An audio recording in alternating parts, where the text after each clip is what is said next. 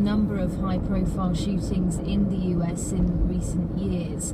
In the past, President Obama has advocated a tighter regulation of firearms. Did he reference this at all today?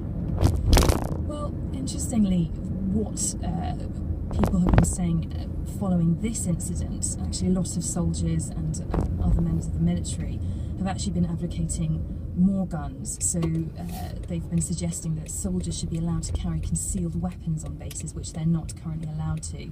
They say that, for example, had soldiers who had served in Iraq and Afghanistan been able to carry firearms, they could have protected themselves. As it was, a member of the military police actually came and confronted the gunman. So it's sort of quite interesting what has been said about gun control. President Obama hasn't brought it up again in reference to this. Of course, it has been a real priority of his administration, but it has really been bogged down in Congress for the last couple of years. And there doesn't seem to be any chance of any progress with that legislation anytime soon. That was Beth McLeod in Washington.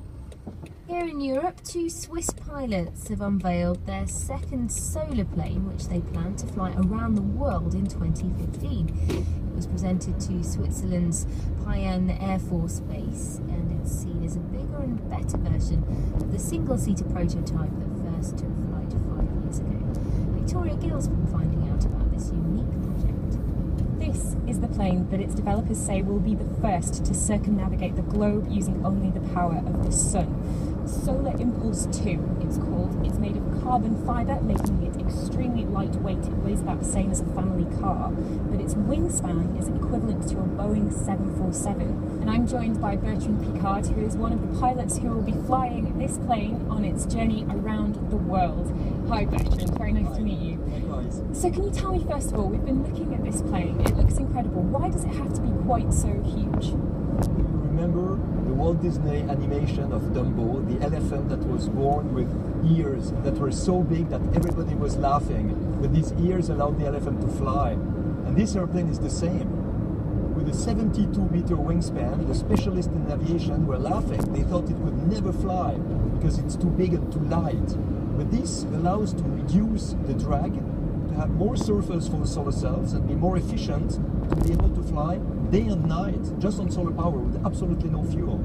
So it's super efficient, but that will still be a very long journey, won't it? How long will it take you to circumnavigate the globe? The plane is flying quite slowly to save energy. It's about 60-70 miles an hour in average at high altitude. So the flight around the world will be about 25 days, but spread over a 3 to 4 month period. And the longest flights can be 5 to 6 days in a row with a single pilot on board. But then we land, switch the pilot, and especially also make big events to invite schools, universities, governments, and be able to promote these clean technologies that are so important for the future of the world. So 5 to 6 days that you'll be spending alone in that cockpit. It's when you dream about this adventure since 12 years, you really want to enjoy, and I'm sure no flight will seem too long for Andre or me. Thank you very much, Bertrand. Most welcome.